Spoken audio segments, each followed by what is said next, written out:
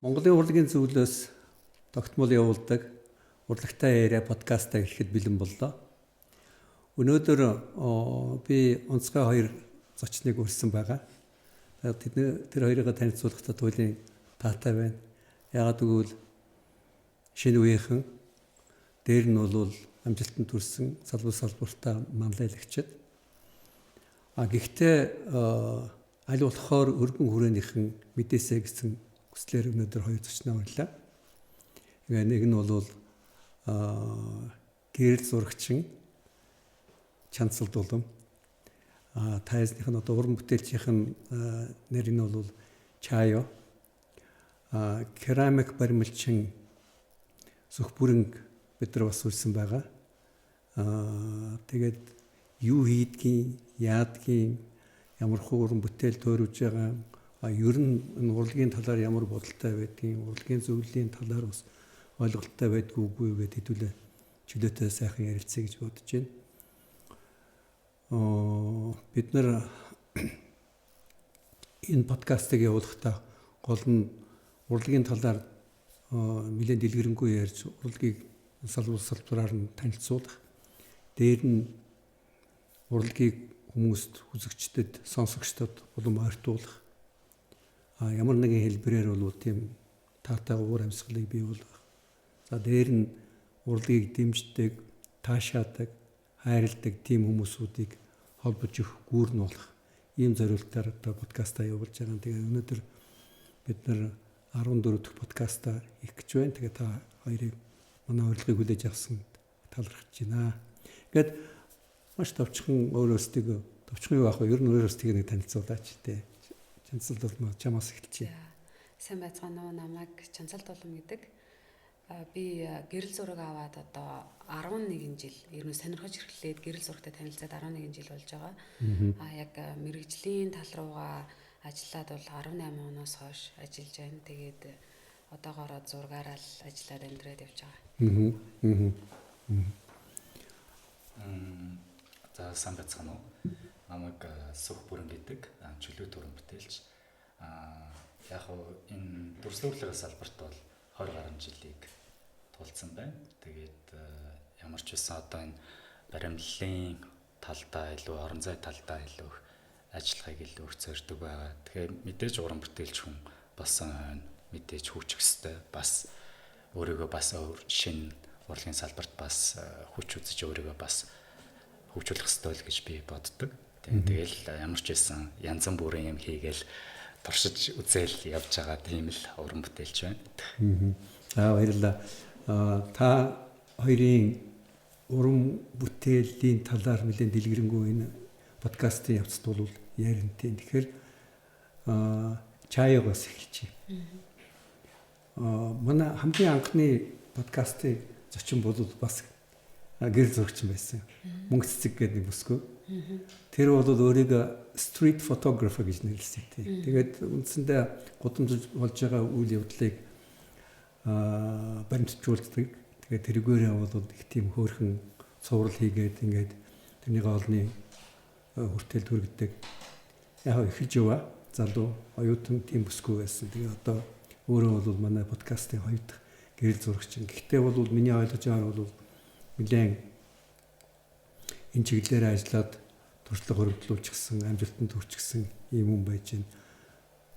Миний уншсанаар танилцуулгаас чинь харахад бол эхлээд баримтат гэрэл зургаас эхэлсэн. Одоо тэг концептуалны гэрэл зураг гэдгээр явж байгаа гэсэн. Тэр нь одоо юу гэсэн үг вэ?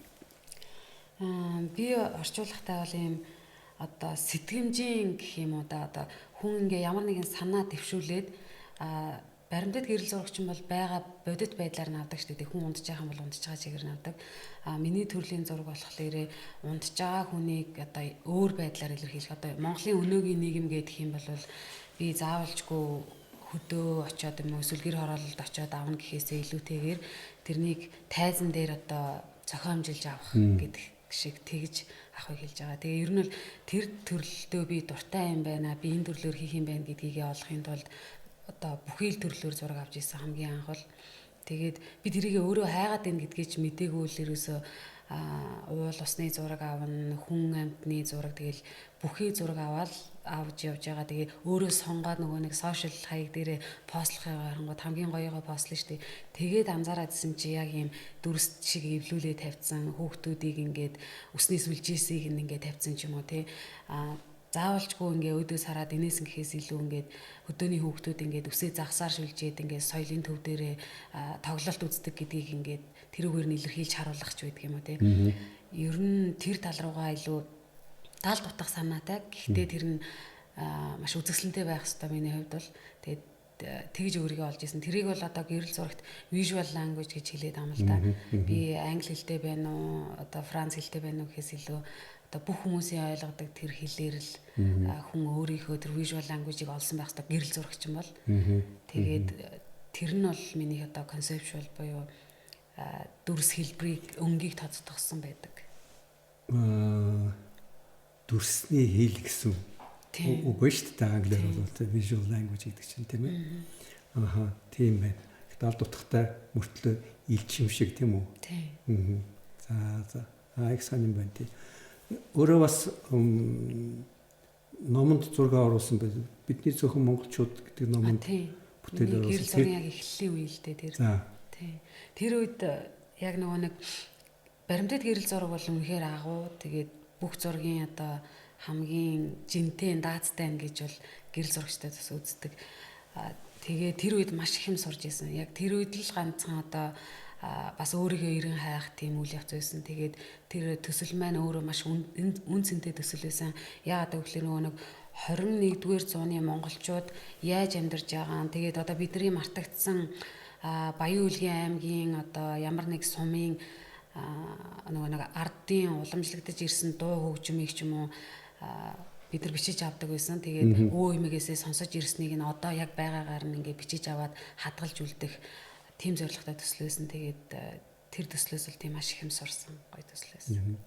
Тэгээд бидний зөвхөн монголчуудаас өсрээд Vogue-ийн тэр алдартай сэтгүүлийн гэрэл зургийн портфолиод орсон тийм бас харагдсан. Тэр үеийн зургнуудаа яг Vogue-ийн тийм зургнуудаа илгээх боломжтой байна гэдгийг мэдснийхээ дараа явуулаа. Тэгээд би орон гэдэгтээ читгэлгүй 2 зураг явуулах боломжтой байдаг байхгүй юу. Тэгээ явуулсан чи харин хоёулаа тэнцчихсэн байдیں۔ Тэгээд ямар сони ингээд тэгээ 7 хоногт нэг явуулах боломжтой байдیں۔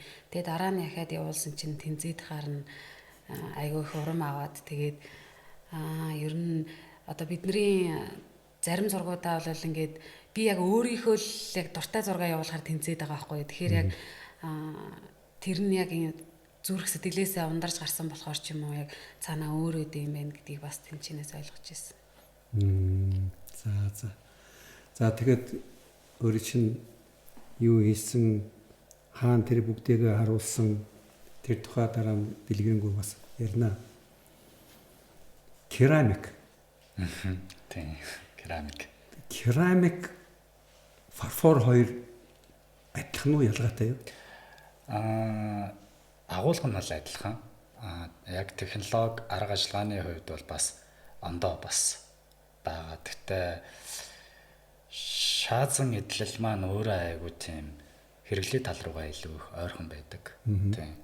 Керамик материал маань өөрөө одоо ингээд яг хэллэгээр нь ярих гэхээс хүмүүст арай илүү ойлгомжтой байх бах. Керамик гэдэг нь болохоор илүү нөгөө юм бүтээлийн чанартай хийхэд гар техник ч юм уу те хүрдэн дээр хийх ч юм уу тэрэндээ илүү юм хялбар байдаг.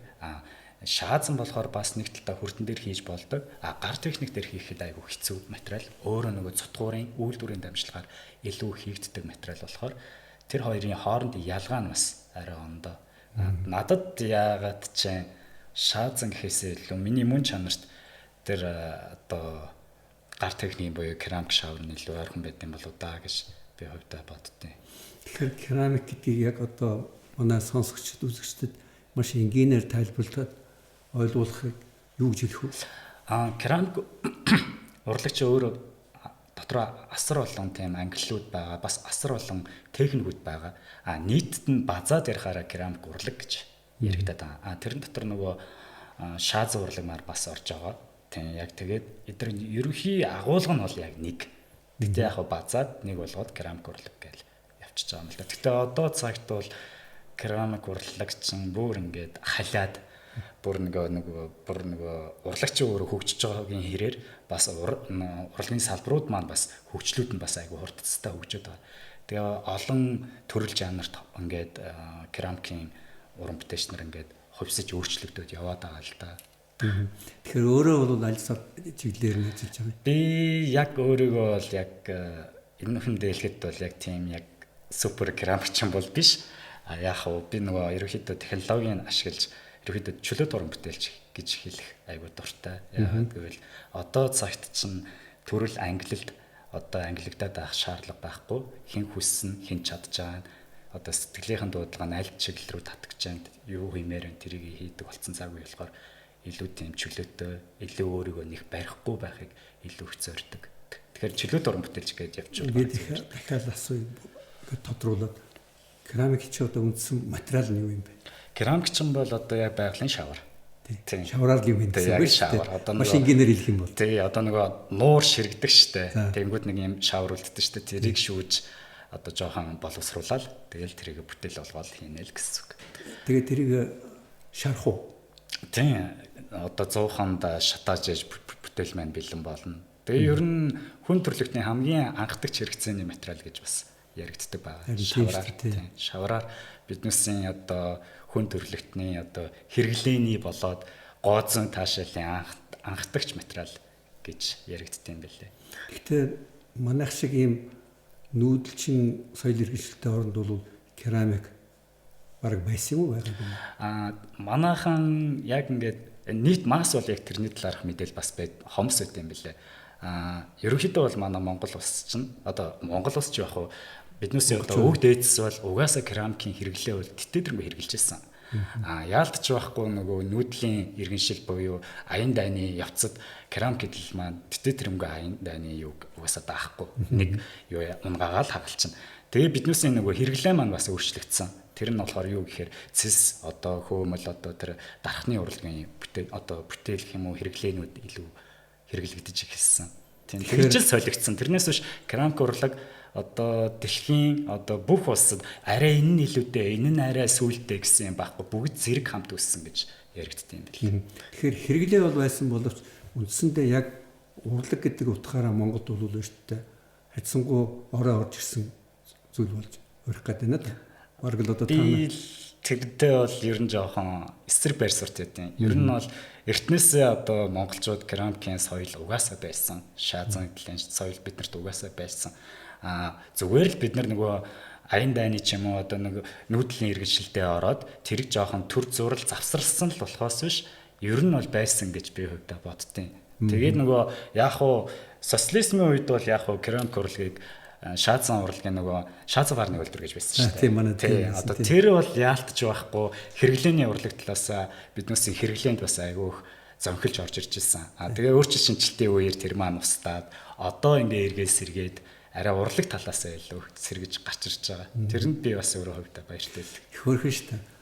Тэр хуучин одоо таануудын гişэ төрөөгүй байхад үндсэндээ гадаадаас ирсэн зочдод бэлгэлдэг нэг цөөхөн юмд байсан. Нэг нь бол тэр Монголын урлагийн тухай тийм ном, альбомуд. Нөгөөх нь бол шүү дээ одоо тэр шаазмарын үйлдвэрт хийсэн хідэн хосмор одоо бүтээл хөдлөдөг байсан ба. Тэрийг л бэлгэлдэг тий. Тэгээ нөгөө өөр одоо нэг өгөөд байх. За сүүлд бол шүү дээ нэхий дээл өгдөг бэлгэлдэг болсон. Тэр нэхий дээлийн үйлдвэртэй болсноос хойш. Тэрээс өмнө бол тэр шаазмарын бүтээгдэхүүнүүд, үйлдвэрийн бүтээгдэхүүнүүд чинь манай одоо нүрийг тахалж ирсэн бэлгүүдийн нэг нь байдаг тий. Нэг жоохон байхад айлд байгаад гэдэг нэг өвөөдөр ингээ зөндөө хүүхдүүд авирсан тийм дөрөв. Тэднийг одоо Монголд хийдэг. Монгол хийдэг гэсэн. Энэ хамаалаа. Гүцээ. Бас цэнхэр гүц. Цэнхэр гүцтэй. Тэр бол одоо нэг гоё өнгөтэй, үлдэр марын өнгөтэй. Одоо хэрвээ тэрийг хадгалсан айл байх юм бол тэр бол гайхамшигтай зүйл байх юм шүү дээ. Харин тийм заримдаа хуучны айлуудаар ороход хуучны тэр шааз эдлүүд бас байд юм байна. Тэр нэг байд. За тэгээ энэ хугацаанд маш энгийнээр биднэрт юу хийсэн тухайг нэг хэлчихээж. Одоо миний хувьд бол одоо өөрөг товч танилцуулахад ямар ч байсан би өөрөө угаасаа баримлын урлагт угаасаа багасаа дуртай байсан. Баримлын урлагт угаасаа татагддаг байсан. Тэгээд нөхцөл нь таараагүй би баримлын ангид сурах боломж таараагүй. Тэгээд яалтч байхгүй би керамикийн ангид сураад тэгээд гайхалтай багштай танилцаа Сретер гээд мундаг хүн байсан. Тэгээд тэр багшийн маань арга ажиллагаад техник тэр заах аргачлал нь надад бас илүү тохирсон гэж би хувьдаа боддог.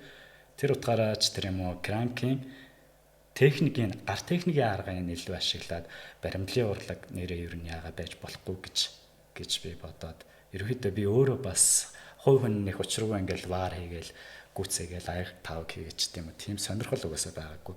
Тэгээ ялч авахгүй нөгөө сэтгэлийн дуудлага гэдэг шиг баримл руугаа илүү татагдсан. Тэгээд ерөөхдөө жоохон микслэл керамикаар баримлын урлаг хийх гээл зоржил яваа хүн. Тэгээд угаасаа урд хурш маань одоо керамикийн соёл ямар өндөр үлээ те. Бид нар бас нэг юм Монгол хүний бас нэг юм ондоошл байх хэрэгтэй. Монголын бас нэг юм арай өөр төрлөөр бас яагаад бид нар юм керамикийн урлагаар гарч иж болохгүй гэж ерөнхийдөө манай керамикчид хоорондоо ярьдаг л да. Тэгээ ерөн жоохон урлаг тал руугаа илүү байвал илүү зүгээр юм байна гэд. Ерөнхийдөө манайхан аль талаараа л хийдэг л дээ. Би баримлын талаараа хийж байгаа зарим нь илүү тийм орон зайн урлаг ч юм уу, тийм орчин үеийн урлаг ч юм уу, инсталляцийн ажлууд ч байд юм уу. Ер нь бол аюул олон ажлууд бас хийгддэг байгаа тийм. Тэр дорн дахныхын бол ер нь энэ керамикийг бол төгс төгөлдөр болохын төлөө зөндөө юм хийсэн байдаг ч тийм. Тэгэхээр бол Монголд нэг Японы тийм нэг баримлч ирсэн керамикийн баримлч. Манай одоо би бас байдаг роторын байгууллага шугамар ирээд энэ ч тийм сургалт явуулаад хүүхдүүдэд хичээл заагаад энэ тусгай хэрэгцээтэй сургуулиудад хүүхдүүдийн сургуульд ирээд хөөхөн керамикийн хичээлүүд энэ төр зааж өгөөд тэнцээ нэг 100-нд нь тэрийн одоо шарна гэдэг юм уу юу гэдэг шатаа тийм шатаагаад тэгээд өштэй хөөхөн жоохон бүтээлүүдийг ягаад бүгдээр хадгалаад энэ тэр ярьсан. Тэгээд тэр хүний ярьжсэн нь бол өштэй тэр их том музейнүүдэд өөрийнх нь бүтээлүүдийг худалдаж авдаг тийм дэлхийн одоо том галерейнүүд бол авдаг. Тэгээд их актер өндөр үн хүрдэг гэж тэр хүнээс сонссон байхгүй. Одоо манайхан тэр чиглэлээр ажиллаж байна уу? Ер нь одоо яг миний хувьд бол яг хуу саяхан нөгөө зүүн Европын улсуудаар явж байгаа дэрсэн. Тэгээд тентхийн Латв улсад байрладаг Мартин Сроткогийн музейд 2 бүтээлийг маань авсан байдаг. Тийм. Тэгээд нөгөө керамик баримл маань бас ингээд музейд ингээд орж байгаа гэдэг утгаараа бол миний хувьд бол маш сайхан л байсан. Тийм мэдээж тийм. Тэгээд ерөнхийдөө музей, галерей, урлагийн байгууллагууд ерөнхийдөө бол баримлууд ерөнхийдөө илүү их авдаг. Гэхдээ керамик баримлын үнний хувьд бол үнэхээр өндөр байдаг. Би өөрөө ч бас сайн ойлгодгүй яа тийм өндөр үт юм болоо гэж дараа нь би Итали куратороос асуухад тэр керамик баримл дахин давтагдах ямар ч боломжгүй. Тухайн цаг, момент, тухайн хүнийхээ эмоц, характер тэр цагийнхаа хугацааг дахиж хүн хизээч тэргээ давтаж чадахгүй болохоор тэгэл тэр чинь ганцхан гараад босчихж байгаа. Тэрнээс биш хийв аваад ч тийм үү олон дахин давтаад хийх бас боломж байхгүй. Тийм боломж байхгүй. Тийм. Тэгээд дээрэс нь шатаалт гэд бид нар ингээд яриад байна. Зуух маань өөрөө ингээд 1200-аас 1300 градус шатаадаг. Бид нар ингээд паал ингээд мэргэжлийн будгийн түрхээд оруулна. Тэр будаг яаж хайлаад ямар одоо гой тийм өнг гарахыг бид нар таашгүй. Гой гараасай л гэж залбирдаг. Ерөөсөө энэ чидийн урлаг гэж бараг хэлэхэд бараг болох бах. Заримдаа миний төсөөснөөс ч муухай олох тохиолдол байна. Заримдаа бүр юучгүй болоод дэлбэрээ байхгүй болчих тохиолдол байна. Заримдаа маш миний төсөөснөөс ч гоё болох тохиолдлууд байдаг. Ер нь бол айгүй тийм тавтай. Уран бүтээлчээс шалтгаалхан 50 гал тэрийг өөрөө шийдэх нь бас 50 л гэсэн үг. Тэгэхээр ер нь бол галын урлаг тэгээд гал усыг харшаадаг урлаг гэдэг утгаараа айгүй тийм сэтгэл хөдлөм урлаг гэж би хувьдаа боддог. За энэ чинь сонсож байгаа улсууд бол одоо нэгдүгээр керамикийн урлагийг бол илүү ойлгосон байх гэж бодож байна. Нөгөөтэйгөр сонирхох байх гэж би бас дотор бодож байгаа байхгүй. Дээр нь тэр бүтээлүүд үнэлэгддэг юм байна. Бас авдаг болж байгаа юм байна. Бид нар ч одоо гол төр цэсээр хийсэн, шавраар хийсэн баримлуудыг л бол илүү мэдж байгаа шүү дээ. Керамикаар хийсэн зүйлийг бол төдийлөн бас тавиад байдгүй шүү дээ. Үзэсгэлэнгүүд нь ч гэсэн цөөхөн. Тэгээд тэр талаар ойлголтуудыг бол одоо хүүхдүүдээс ихсүүлээд ойлголт өгөх хэрэгтэй байдаг юм гэж би сайн бодлоо. Лам Галилейд үзэсгэлэнгээ гаргасан тийм ээ. Би очиж үзсэн. Тийм үү. Вау. Тэгээд миний надад төрсөн сэтгэл юу гэхээр зарим хүнийг бол шоконд оруулсан байна. Тийм. Зарим хүн ойлгох гэж хичээсэн байна. Над шиг. Тийм.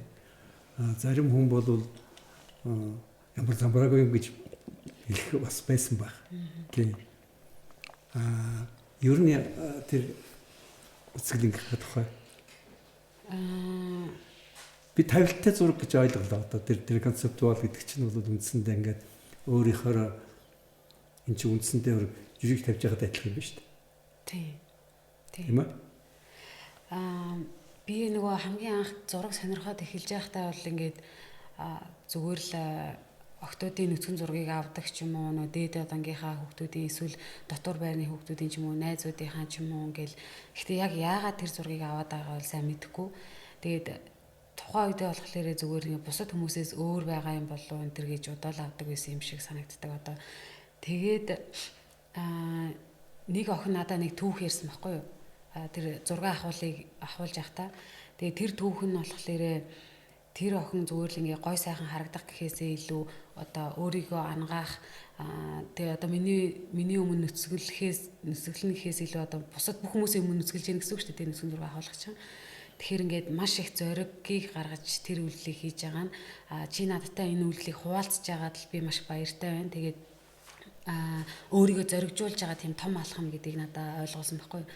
Тэгээд би тэр бидний зөвхөн монголчууд төсөлд ингээ хөдөөгөр явж байхдаа ер нь эмэгтэй хүний зориг төвчээр тэр зүйлсүүдийг илүү их анзаарч эхэлсэн л дээ. Тэгээд одоо хүмүүсийн мөрөөдлийг асуугаал явж байгаад ингээд дөнгөж төрсөн бид нар эмнэлэг захиргаа сургуул гээд тэгээл гудам шалбаагийн бүх газараар явдаг байсан. Тэгээ эмнэлэгт ороод яг дөнгөж төрсөн ингээд орон дээрээ байгаа ээжээс таны мөрөөдөл юу гэгээд асуусан чинь би 5 охинтой болсон одоо би хүүтэй болмоор байна гэд ахиад төрхийг хүсэж байна гэдэг ч аахгүй. Тэгээд ингээл ахиал ингээ эмнэлгээр явж ангууд ингээд мөмнийхэн толгойн хагаарцсан. Гэхдээ ингээ хүүхдээ хөхүүлмээр байдаг. Гэхдээ одоо тэрийг бол ингээд би өөртөө чамааг ингэж хэцүү өсгсөн гэж ээж аав нар ерөөсөө ярьдгүй шүү дээ бид нар. Тэгэхээр тэр хүний тэр дотор байдаг ингээ хүүч ингээд үр хүүхдээ гэсэн сэтгэл тэрийг ингэж илүү харуулах гад анхны үзэсгэлэнгээ би бол эмэгтэйчүүд гэж нэрлэнэ гэж бодоод тэр 17 оноос хойш ер нь бол зорддог болсон.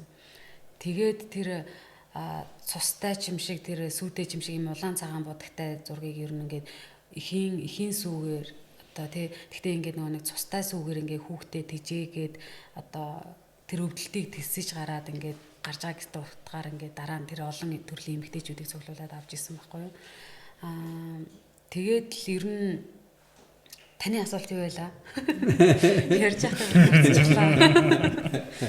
би тэр ер нь тэр үзэсгэлэн чиний тэр авдаг зургуудад ер нь хүмүүсийн хандлага ямар байдгийг гэж асуусан. Тэгээ сэтгэлдний ямар. Тэгээд тэрийг ингээ харахаар ингээ мэдээж миний энэ яриаг сонсоогүй мэт хүмүүс өөрөөр хүлээж авна штэ. Тэгээд нөгөө тэмдэглэлийн дэвтэр сэтгэлийн дэвтэр орхисон байсан. Тэгээд харахад бол ингээд өхөл амьдрал хоёр шиг санагдаж байна гэдэг ч юм уу. Ингээ янз бүрээр хүлээж авдаг юм билээ. Зарим нь ингээд тэр чулуутай зургийг хараад ингээд би ингээд зүрхээ тэрж байгаа юм шиг санагдаж байна гэж хэлж байхад зарим нь ингээд том бол чулуунд даруулаад өгч байгаа юм шиг санагдаж байна гэж мэгээд бичсэн.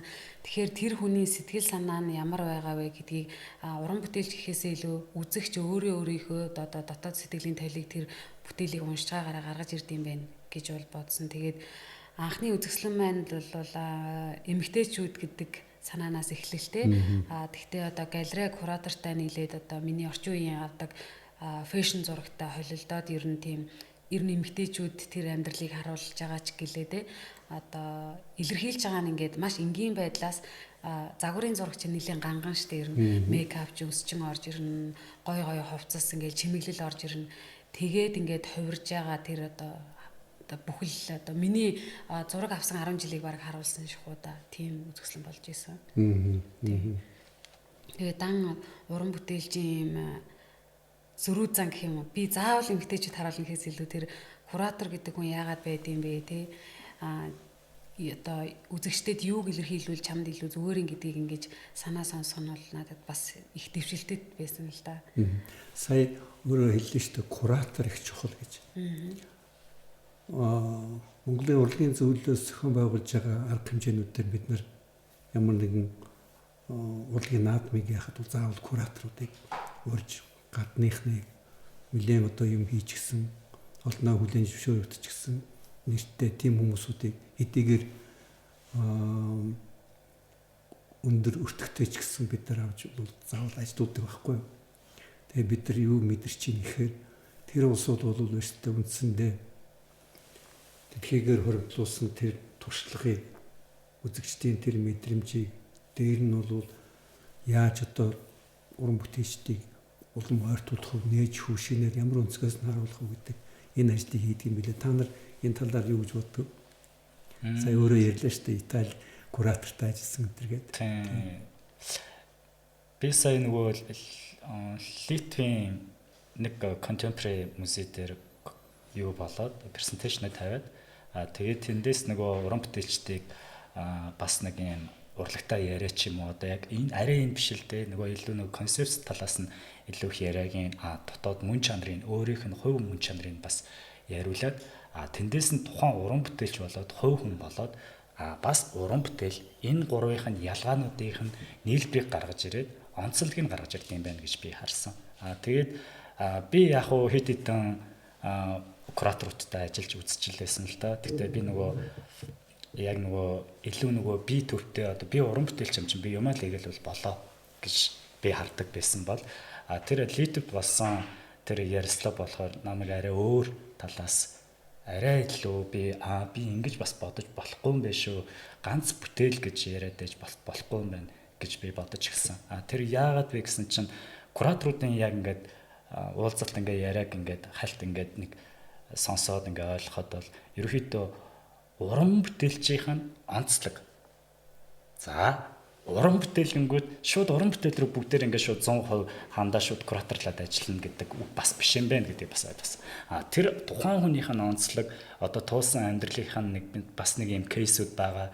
Энэ нь ингээд уран бүтээлтэй яаж авцалддгийг энэ залуугаас ямар бүтээл гарч ирээд байгаа. Энэ эмэгтэйгээс ямар онцлог нь ингээд зан характерын хувьд ямар өвдөлт нь гарч ирж байгаа. Тэ одоо амьдралаас авсан нэг тийм мессежүүд нь яаж уран бүтээлээр ингээд туулаад ороод ирсэн. Тэгэнгүүт тэрийг бид нар нөгөө эмоцороо уран бүтээлчийнхаа нөгөө сэтгэл хөдлөлөөр гаргацдаг бүтээлийг. Тэгэнгүүт кураторууд маань тэрийг бичвэр хэлбэр рүү оруулахдаа тухайн уран бүтээлчийн туусан замнал болоод уран бүтээл гарсан гарцыг нь аваачаад цэгцтэй эмх цэгцэнд оруулаад үзэгчд толиулахыг куратор гэж би ерөөхдөө өөрийнхөө ойлгосон нь бол яг тэгж ойлгосон. Тэгэхээр энэ маань өөрөө аюул зөв замнал юм байна гэж би харсан л да. Яагаад гэвэл үзэгчд маань намайг танихгүй шүү дээ.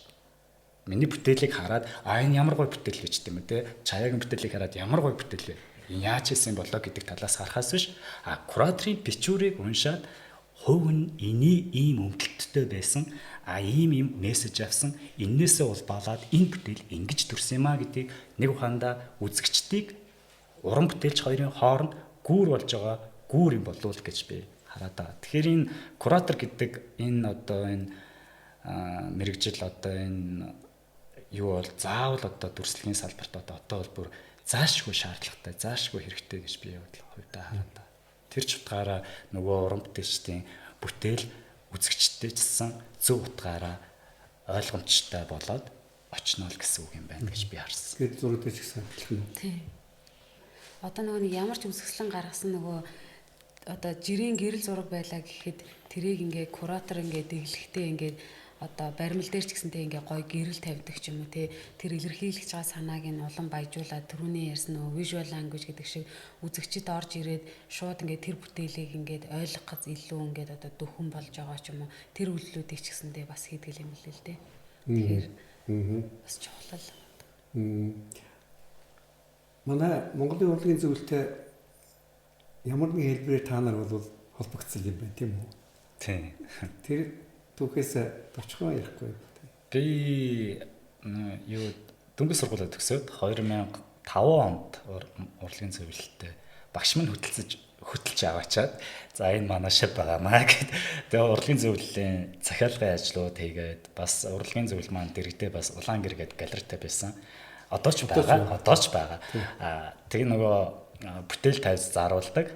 Тэгээ тэрэндээ би бас ингээд явтай нөгөө задлуу уран бүтээлч чадсан ятайсан уран бүтээлээ зарж бас мөнгө төгрөг олдог байсан. Тэгээд хамгийн гол нь надад нэг гоё мэдрэмж нь одоо эргээл би ингээ бодоход биш одоо ингээ бараг 20 жил урлагийн зөвлөлтөөр хамт ингээ ажиллаж байна. Тэгээ аюух баярлдаг, бас их талархдаг. Тэр нь юу вэ гэхээр дөнгөж сургуулаа төгсөж байгаа залуу уран бүтээлчдийн хувьд бол бас яг ингээ уран бүтээлээр амьдрах би яг өнөөдөр уран бүтээлч болох үгүйгээ ч сайн мэдэхгүй. Тэгээд яг тэрийг аюу гоё уран бүтээлч аюу гоё боожулж өгсөн. Яг зах зээл дээр бас яг ийм байдэн шүү. Урлагийн хүн ийм байдэн шүү. Урлагийн төслүүдэд ингэж ордон шүү. Энэ бодлогон одоо урлагийн хүнд байх бас хувь хүн талаасаа ч гэсэн хүмүүжлийг бас аюу сайн суулгасан болов да. Бас уран бүтээлч хүн байх. Урлагаар хэрхэн бас амьдрах ухаан одоо энэ чинь бас аюу хэрэгтэй шүү дээ. Тийм. Тэгэхээр бас энийг нөгөө илүү тийм урлагаар бас амьдрч болох юм байна. Одоо би яана гэж сандрах биш. Урлагадаа үнэнч байх хэрэгтэй юм байна.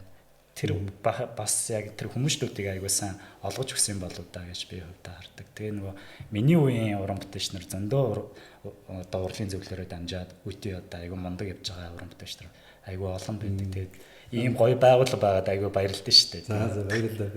Бид нар бол бүгдээрээ энийг төлөө явж байгаа усууд шүү дээ. Хэрвээ ямар нэгэн хэлбэрээр дэмжлэг тусцаа үзүүлж чадсан бол хөл дээрээ зогсоход нь санаа оноо өгсөн бол дээр нь ухаан суулгасан бол чадваржуулсан бол бидний ажил бол одоо үдгөө гэж ингэж харж байгаа. Тэрний төлөөч одоо манай хөтөлбөрүүд үндсэндээ тэг чиглэгдэж явж байгаа шүү дээ. Амжилтын гарц гэдэг одоо үндсэндээ өөрөө чинь саяны хэлсэн шиг уран бүтээлээр амьдарч болох уугүй юу? Амжилтанд хүрч болох уугүй юу? Эсвэл энийг хайчаад өөр тийшээ явах уугүй юу гэдэг хүртэл асуудлыг зохицуулахад нь бол бид нар ямар нэгэн хэмжээгээр дэмжлэг тусалцаа үзүүлж байна. Бидүүдийн үйл ажиллагааны олон хэлбэрүүд бий. Тэрний нэг хэсэг нь бол энэ байна шүү дээ. Тэгээ энийг өөрөөс чинь сонсоход бол таатай. Чамд ямар нэгэн хэлбэрээр тусалсан уу? Би 19 онд нөө залуу манлаар их хөтөлбөрт орж ирсэн. Тэгээд тэр чинь 7 хоногт нэг хичээл ордог, хүмүүстэй харилцах, төсөл бичих, шийдвэр гаргах гээл. Одоо би тэдний чи одоо бид нар чинь хаан сонсож байгаагүй хичээлүүд байгаа юм чинь. Гэтэ яг ийм бодит амьдрал дээр ингээд алхам тутамд хэрэг болдог тийм хичээлүүд ордог гэсэн маш сонирхолтой байсан. Тэгээд тэрнээс гадна нөгөө нэг ангид чинь нэг 20 дүү хүүхдүүд өглөөдөө тэгээд хүүхэд ч гэжтэй залуучууд яг эд өстой уран бүтээлийн төлөө өлсгөлн гэдэг шиг те ингээд гоё юм хийчих гэсэн юм залуучууд ордог. Тийм хамт олонд ороод тэгээд маш гоё байсан. Нэг жилийг хамт өнгөрүүлсэн. Тэгээд төсөл хийсэн. Маш гоё найзуудтай болсон. Тэгээд яг сүхээхэн хэлдэг шиг зөндөө юмыг олж авсан да. Тийм. Ашгүй. Бид нар бас яг ингээд эн чинь хоёр усгалтай зам байхгүй юу? Яг бол бид нар өгж байгаа ч гэсэн бид нар эргээд биш тэ юу болж байгаа гэдгийг та нар хэрвээ амжилтанд хүрч байгаа бол бидний ажил биш тэ үрдэлтэй болж байна гэсэн ийм мэдрэмж бол төрдөг байхгүй.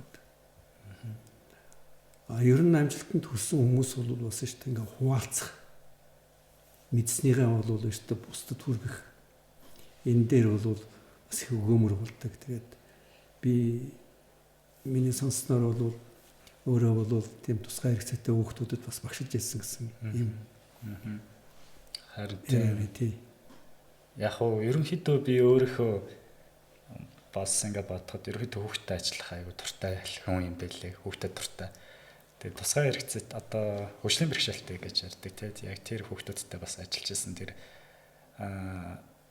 хүүхэд л хүүхэд тэрэнд нөгөө одоо зүгээр энгийн нормал хүүхэд одоо тий одоо тусгай хэрэгцээтэй хүүхэд хоёрын хоорондын яг хөө зүгээр л нэг юм физикал байдлаар л ялгаатай болгоос биш тэр хүүхдүүдийн яг дотоод мөн чанар ертөнцийг харах үзэл нь хүртэл адилхан байт юм билээ. Тэр утгаараа надад бол бас их гоё өгөгдөл өгсөн. Гэхдээ тэрэндээ ажилласнараа ч тэр юм уу илүү тийм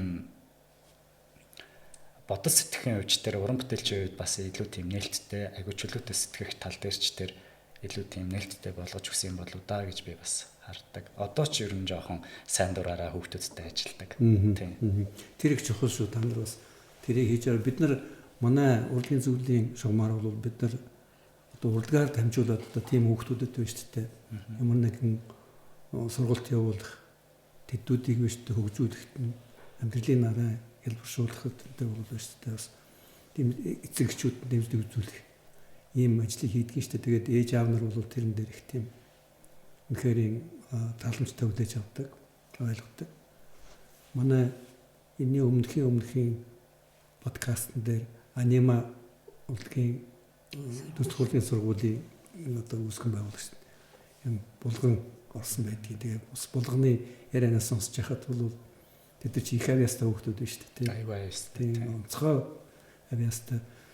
Эдгээр ингээ бид нар ингээ харахад ингээс нь харахад бол шүү дээ зүгээр нэг энгийн скул өөртөө ингээ дотгошоо болчихсон хүмүүс яг амьдрал дээр гараас нь гарч байгаа зүйлийг ингээ сэтгэж байгааг ингээ харах юм бол гайхамшигтай. Үнэхээр чөлөөтэй ажилладаг тийм. Харин тийм юм байлээ тийм. Тэгэхээр бид нар бас тэрийг хүмүүс мэдрээсээ ойлгоосоо бити дутуу нэлээсээ гэж бас энэ мессежийг хүргэх гэж бас оролдож байгаа байхгүй. Тэгээд та нар тэрэн дээр бас дэмжлэг тусцаа үзүүлээрэй гэж би хэлмээр байна тийм. Чи одоо ч дэндүү залуу учраас байна шүү дээ. Завгүй байдаг байлгүй тийм. Хүүхдүүдтэй ажиллаж байсан уу гэж юу? Тийм. Би хүүхдүүдтэй ажиллаж байгаа. Гэхдээ нөгөө гэрэл зурагчин бас одоо миний нөгөө нэг бүтээл хийхээр бол юу юм бэ л дээ ингээд ганцаараа бас хийж болно. Гэтэл ер нь байгалийн зураг авахгүй бол ер нь хэцүү дээ. Би нэг моделийн зургийг авлаа гэж чинь тэр чинь 2 хүний ажил болчин тий. Тэгээд одоо зар сурчлагын тал дээр илүү их ажиллаж байгаа. Тэгэхээр дандаа багаараа ажилладаг. Тэгээд тийм учраас хүн хүч хэрэгтэй болохоор би ер нь бол хамт олонтой ашиг болцсон. Тэгээд тэр одоо зураг сурмаар байна гэсэн хүмүүс ирээл тэгээл хэдэн сар хамт ажиллаж байгаа. Тэгээл дараагийн алхамдаа явдаг ч юм уу. Ер нь тэгээд нэг 5-6 хүнтэй ажилласан шүү. Тэгээд гэрэл зураг сураа, реточи сурын зургийн эдит хийдэг штэ тийм хөнгө тавина. Тэгээд тэрэн дээр бас хүүхэд гэхээсээ илүү залуучуудтай илүү их ажилладаг. Оюутан бод одоо тэрнээс дээш гэрэл тавина одоо зурган дээр чинь тийм. Тэгээд хүмүүстэй ажилладаг. Тиймээ заавал хүүхэд гэж байгаа юм шүү дээ. Ер нь хүнтэй юм хаваалцах тэгээд тэр мэдлэгээ бол бусдад юу хүргэх баг бүрдүүлэх гэдэг чинь бол хүмүүс одоо ер нь тэгэл шавьтай болооч гэдэг. Би өөрөө баг шавьших хоо гэ. Гэхдээ тэрийг хаваалцах нь айгүй чухал юм байлээ. Нэг хүн болгон над шиг ч юм уу тий одоо зааж өгсөн багш шигэ болохгүй ч гэсэндээ нөгөө жинхнээсээ өөрийнхөө visual language-ийг олоод цаашаагаа явна гэдэг чинь бол айгу гоё л зүйл юм билээ л дээ. Би тэгээ сүүлийн үед тэрэндээ бүр маш их дуртай болоод байгаа. Хуваалцах юмсан гээл тий. Тэгээд нэг хүн гоё амьдрал гэж бодоол тий. Мөрөөдлөөрөө ингээд чаяатай танилцаад би зурагчин болсон гээл. Тэгэх юм бол маш гоё санагдаж байгаа. Өөрөө хүмүүсээс их тусламж авч суралцаж одоо өдөө зэрэг төрсөн болохоор. Гэрэл зураг их сонин штэ. Хуучин бол зөвхөн гэрэл одоо намайг залуу байхад баг байхад бол зөвхөн гэрэл зурагч нь л аппараттай. Тэгээд тэрний чинь нөгөө хэвлэх, угаах, пленка янзлах гэдэг чинь том ажил байлаа шүү дээ. Тэр морыг найруулах гэдэг тэгээд яадаг. Тэгэхээр гэрэл зураг авахуулаад нөгөө нэг жаазлаад гэрт тэр тавиад тийм ховор нандин зүйл байдаг байлаа шүү дээ. Одоо бол шүү дээ бүр ингээд ороод ирчихсэн. Харин тийм. Хүн болгон дуртай үедээ зураг авдаг. Бүр бидний амьдралд өсөөгүй байхад хүртэл орж ирчихэд бидний зургийг аваад тагаагаар ингээд цацаад сошиал ертөнцөөр тэрнээс чинь болж штэ янз бүрийн асуудлууд хүртэл гараад одоо арга хэмжээ хийж одоо том арга хэмжээнд дэр чинь шууд утсыг чинь хурааж аваад тий зургийг авахгүй гээд тэгээд нуугаад ядангуяа одоо тийм нууц арга хэмжээнүүдээр бол шүү дээ бүр гэрэл зурагч энэ тэр оруулахгүй энэ гэдэг тиймэрхүү энэ болоод шүү дээ. Тэгэхээр одоо гэхдээ тэр бол урлаг биш шүү дээ. Одоо ингээд зураг амархан авч болдог болсон ч гэсэн тэр болгон бол урлаг болохгүй байгаа үстэй. Харин би одоо энүүн дээр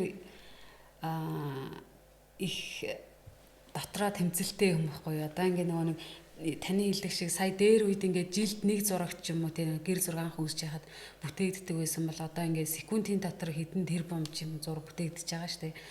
Тэгээд би гэрэл зурагч ингээл одоо үзэсгэлэн гаргаад ах ч юм уу эсвэл одоо би гэрэл зурагч ингээд одоо би өөрийгөө яриа яваад ах юм чи зөв ч юм уу гэж ингээд бодох шиг тий хүн болгон гоё уцаараа ч юм уу ингээл гоё гоё зураг авч яхад тэгээд ирэхээр нөгөө нэг бүтээлийг гэж байгаа нь гэрэл зураг гэж байгаа нь юу юм бэ гэдг нь яригдах хэрэгтэй юм шиг болоо. Тэгээд би одоо дараагийн үзэсгэлэн ч юм уу ном гарлаа гэхэд одоо эсвэл ингээд би миний бүтээл би зурагчин гэж ингэж хэлхийн тулд тэр нь одоо таны зургийг авлаа гэхэд ингээд зүгээр л ингээд хар цагаан ч юм уу нэг ингээд хөрөг зургийг аваад хевлээ тавина гэвэл надад айгүй учир дутагдaltaй санагдаад байгаа байхгүй юу.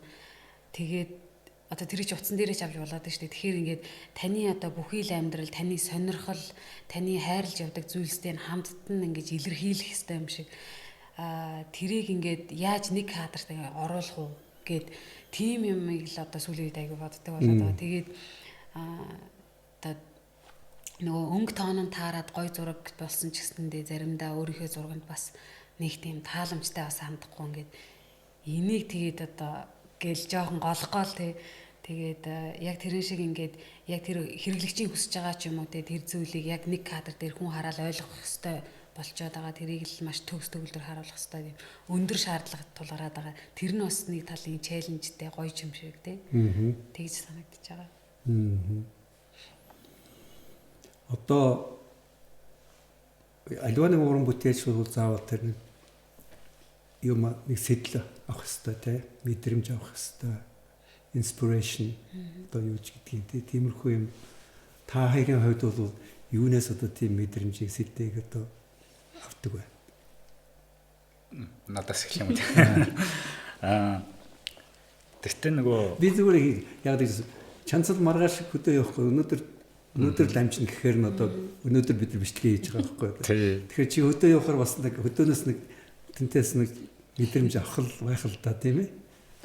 Миний хувьд бол ерөнхийдөө аюух байглаас авдаг байсан. Тэгээд ийшээ гадагшаад явахаараа ерөнхийдөө өөрч авал уул ус хамаа намаагүй тэгэл хуучны гудам мудам балгас одоо хуучны байшин маашин хамаагүй өөрөө айгу сонирч болохоор би тэгэл ялтчихгүй тэгэл явчихтیں۔ Тэгэл ерөнхийдөө бороонд норох одоо тэгээд ойлгуулвал зандуул юм ба заримдаа ингээ нөгөө юмаа хийж явах явцад би бас нөгөө ил шатаалт газар ингээ шатаалт тэгэл гал мал асаа н чинь аюух галнаас бас мэдрэмж эрчмүүд бас аавна. Тийм мэдрэмжүүд авдаг байсан бол би нөгөө одоо бас өөрөө хувь хүн болохоор бас ингээ хувьсаж өөрчлөгдөд байгаа одоо сүүлийн их мэдрээд байгаа.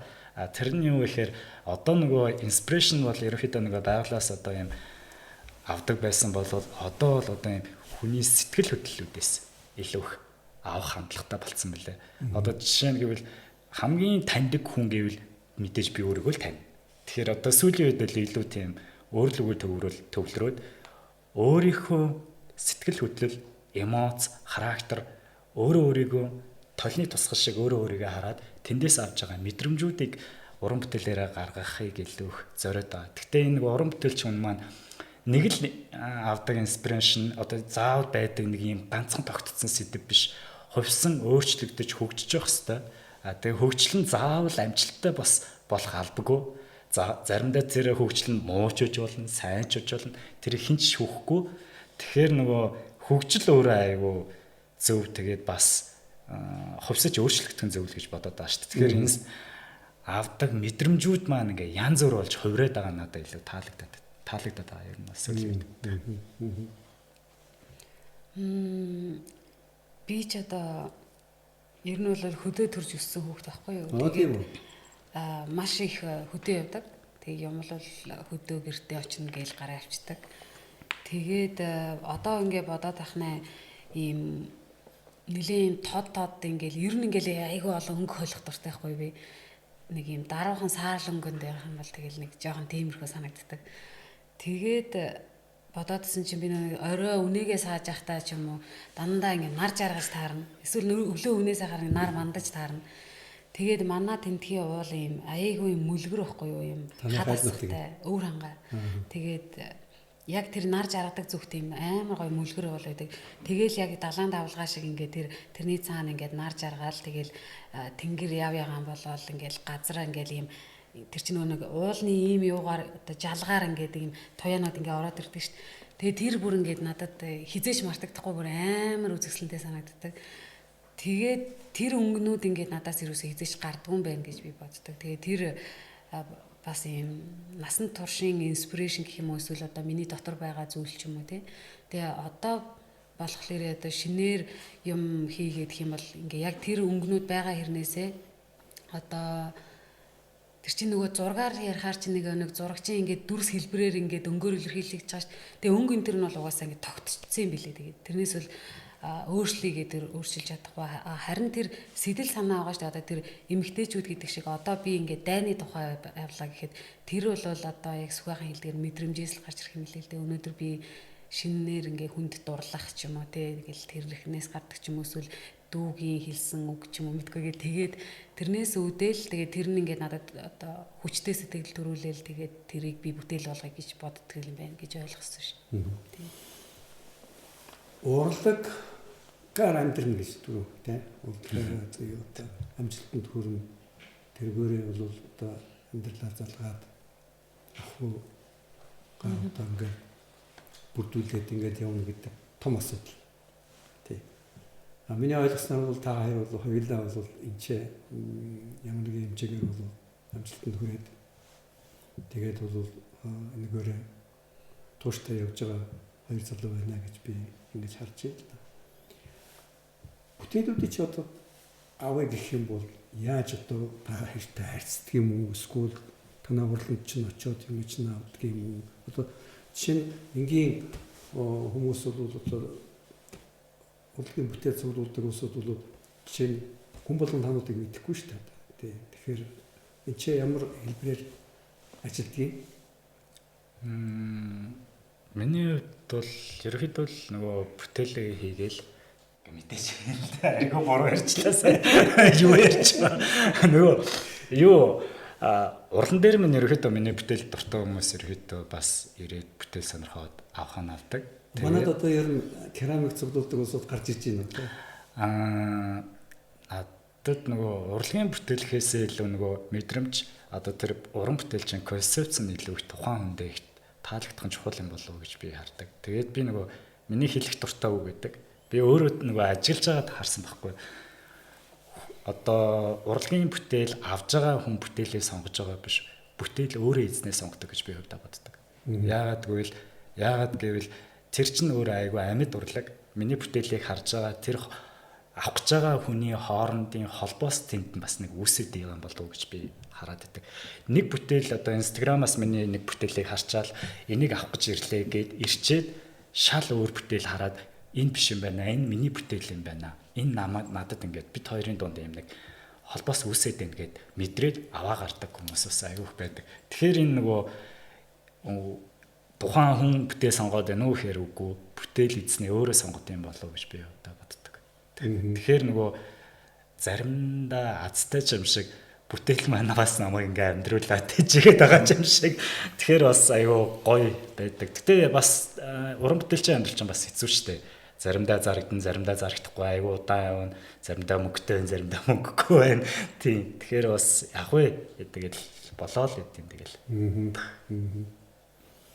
Одоо ч нөгөө сошиал медиа хөгжсөн болохоор одоо Facebook ч юм уу Instagram-аар бичээл тэгээд таны энэ зургийг одоо номны нүүрэндээ тавих гэсэн гэдэг ч юм уу эсвэл шинээр одоо зураг авахлаа гэдэг ч юм уу тийм саналууд бол нээлттэй ирдэг. Харин нөгөө нэг бүтээлийн аавын номны нүүрэн дээрээ тавья гэдэг шиг саналыг бол одоо тэр болгон хүн бас жоохон мэдгүй юм шиг байгаа. Эсвэл энэ хүн яг шинээр зураг авах хэрэгтэй гэж боддөг юм уу?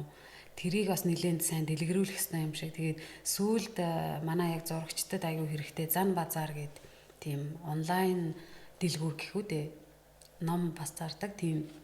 Тэгээ миний нэг хэд хэдэн зургийг лам галерей дээр гарсан хэд хэдэн зургнуудыг хэвлэж одоо зархаар болсон. Тэгээд өмнө нь бас зөндөө олон гэрэл зурагчдын бүтээлүүдийг бас зарж исэн тийм газар байгаа. Тэгэхээр ер нь хүмүүс одоо гэрэл зураг юм уу ямар нэгэн уран бүтээлчийн зургийг одоо бас бүтээл баримлыг авъя гэх юм бол хувь хүн рүү бичиж болно. Бас ингээд борлуулж байгаа хэсгүүдээр нь бас бичиж болох юм лээ. Тэгээд гэрэл зурагчид бас бид нэр өөрснөө тэр зарж борлуулах. Уг нь яг гадаадууд бол юу яадаг л ахалтай ингээд одоо зан базар гэдэг шиг тэгээд ингээд санал тавиад одоо кофе шоп дэлгүүрүүдэд зардаг ч юм уу тэгдэг бах. Бид нэр одоо тийм байхгүй болохоор өөрснийхөө зургуудыг хэвлээд одоо Instagram ч юм бол өөрөө баг дэлгүүр болчлаа шүү дээ. Тэгээд дэлгүүр гэдэг бүр хэсэгтэй. Тэгэхээр тэгээд зарчиж болох юм шиг санагдж байгаа. Тэгээд тэрийг би бас явандаа хэрэгжүүлэе гэж бодоод байгаа. Тэгээд заавалчгүй одоо Instagram дээрээ пост хийсэн одоо тэрнийг постоор л хүний бүтээлүүд чи хязгаарлагдахгүй шүү дээ. Тэгэхээр нэлийн олон боломжууд уг нь бол байгаа. Тэгээд хүмүүс бас тэгж хийгээсэй гэж бодож байгаа. Би нэг юм дутуу орхичлоо. Бас нөгөө энэ одоо нийт массын дунд бас иймэрхүү хандлагатай байгаа залуучууд айгүй ихсээд байгаа. Би тэрэнд бас айгүй баяртай байгаа. Надад нэг ерөнхийдөө одоо сүүлийн үед миний бүтээлийг худалдаж авч байгаа залуучуудаа ерөнхийдөө ингээд ярьж байгаа юм нь өнөөдөр би гэртээ 10 саяар ч юм уу 8 саяар ч 5 саяар ч юм уу би нэг буйдаа авлаа тэр маргааш 2 жилийн дараа тэрний үүнд бид буцаага тэр үнээр хизээ зарахгүй гэж байгаа байхгүй. Нэг тийм тавилга авах. Тэр эргээд манай хүүхдүүдэд хизээч өв болж очихгүй. Тэгэнгүүт нэг зураг ч юм уу нэг баримл ч юм уу гэртээ аваад тавихад 2 жилийн дараа тэр одоо өнөөдөр 20 саяар авсан баримл 2 жилийн дараа ихэд 25 ч юм 30 сая болох одоо зурагч гэсэнтэй адилхан. Тэгэхээр энэ нөгөө жил ирэх тусам тухайн уран бүтээлчийн чанар чансаанаас хамаарат уран бүтээлийн үн ханш угаас өсч явж идэг. Тэгэхээр нөгөө энэ эргээд нөгөө алсаа бодсон айгүй том хөрөнгө оруулалт юм байна гэж би бас хараад байгаа байхгүй. Тэгээ энэ залуучууд айгүй актер болсон.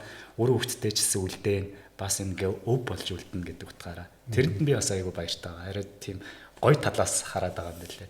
Би надаас сонсоод бас ууштай зөвхөн залуучууд биш. Миний үеийнхэн ч гэсэн хэлсэн шүү дээ. Хэлсэн шүү дээ.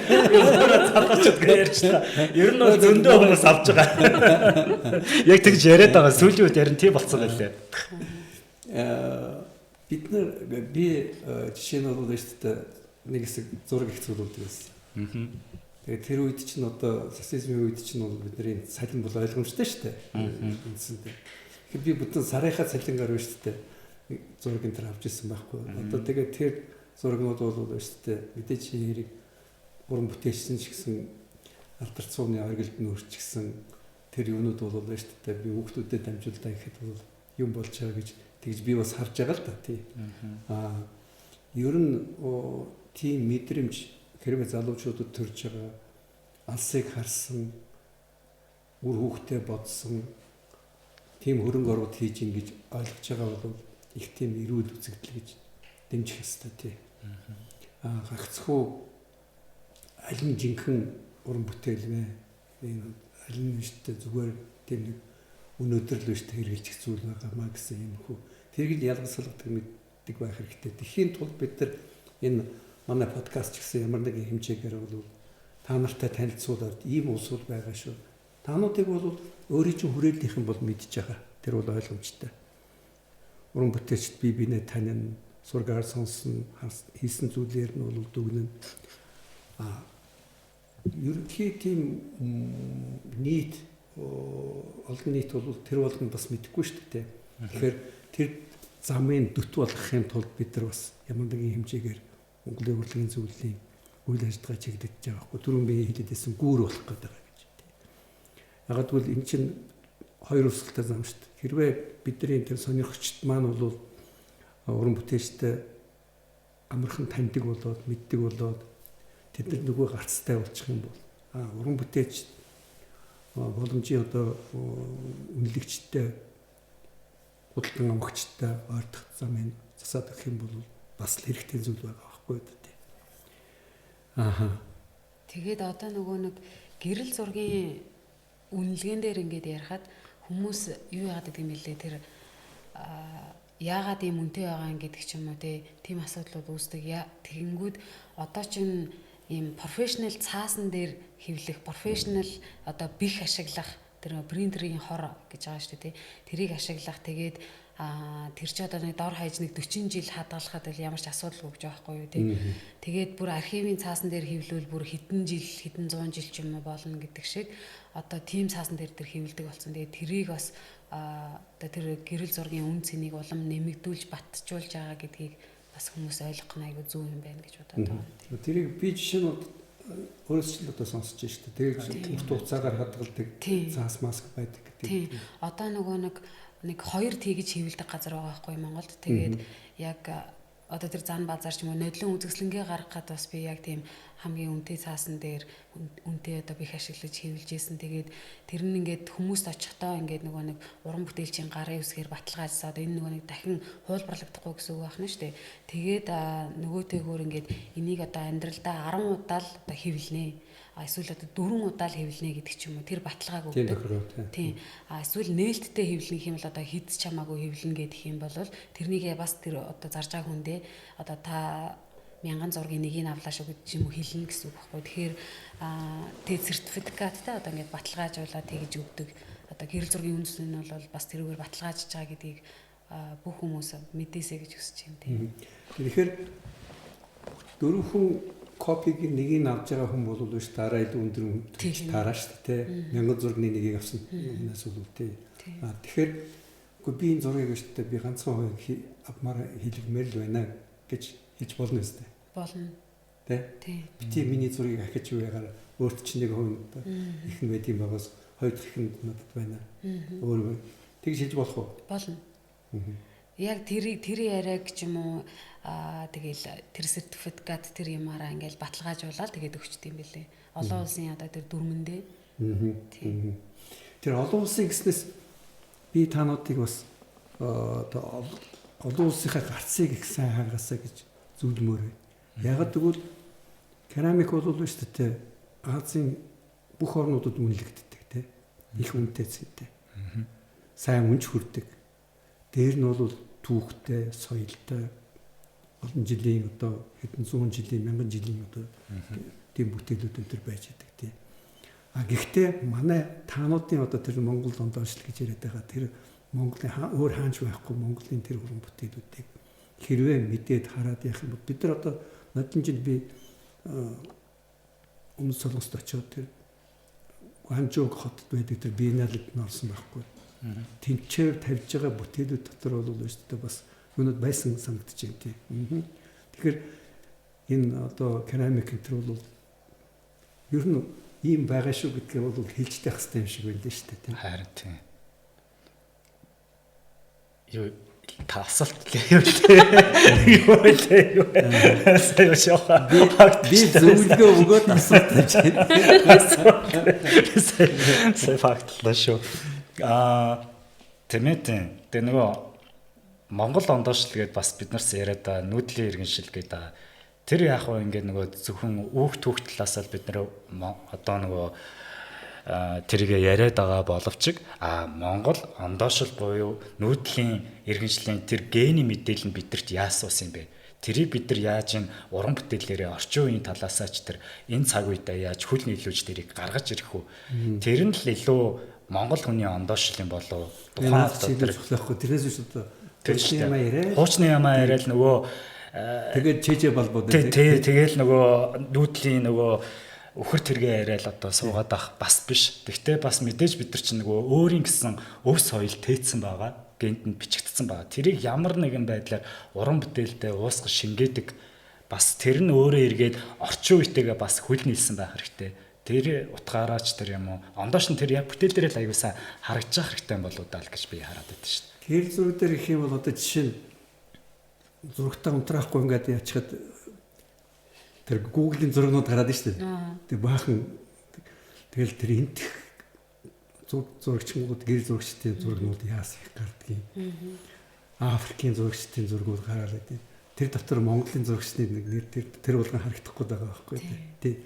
Тэгэхээр тэнцээ байж тээ бас хэрвээ яах юм бол тийш нь зураг явуулаад ямар нэгэн шанс байгаа болов уу гэж би бодож байна.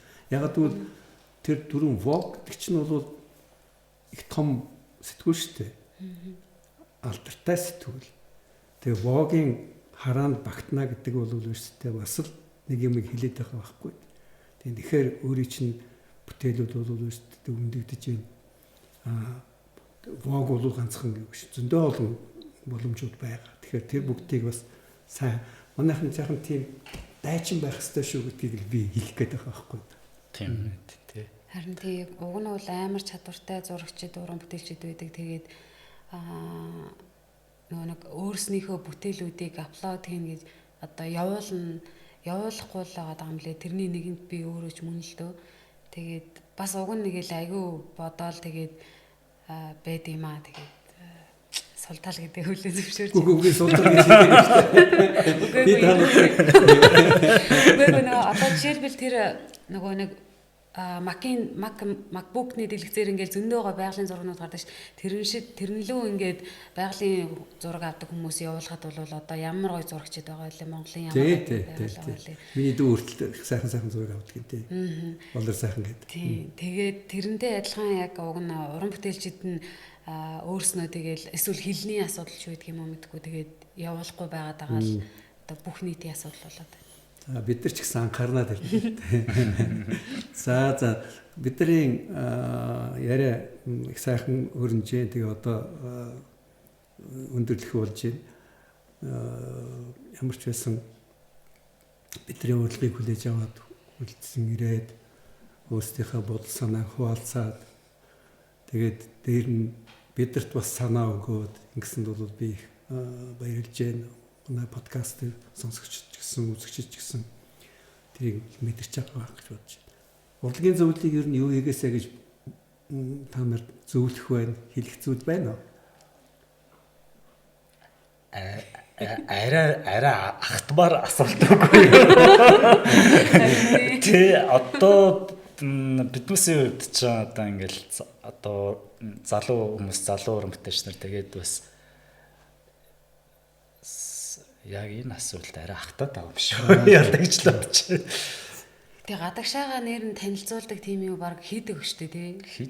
Хийдэг харин хийдэг. Тэгэхээр ер нь баг боломж уран бүтээлч нар өөрсдөө боломж ашиглах хэрэгтэй юм шүү. Тий. Тий. Гэхдээ ер нь яг хинтээ вивнэ дэмжиж энэ чиглэлээр ч гэсэн ажиллаж болох байхгүй да тий. Гэхдээ хаанаасаа санаачлаг гарах л ёстой тий. Тэгээд ер нь тийм proactive гэж ярьдаг шүү дээ. Хаанаасаа тийм санаачлалууд гарч ирэх хэрэгтэй гэж бодож байна. За ингээд өнөөдөр манай подкастыг хүлээж авч төвчээртэй сонссон үзэгчид сонсогчдоо талархал илэрхийлж байна. Хэрвээ та бүхэн дэмжиж байгаа бол тэр нэг доор нь дардаг тэмдгийг дарчаарай. Тэр чинь бас хэрэг болдог юм шиг байна лээ. Тэ бид нэр аль болохоор энэ нэвтрүүлгээ энэ подкаста та бүхэнд сонирхолтой байхаар үргэлжлүүлэн явуулахыг хичээх болно. Зочддоо би уран бүтээлийн том амжилтыг хүсэн өрөөж байна. Тэгээд бид нар дараагийн урлагийн зөвлөлийн арга хэмжээнд бас идэвхтэй оролцоорой гэж хүсэх байна.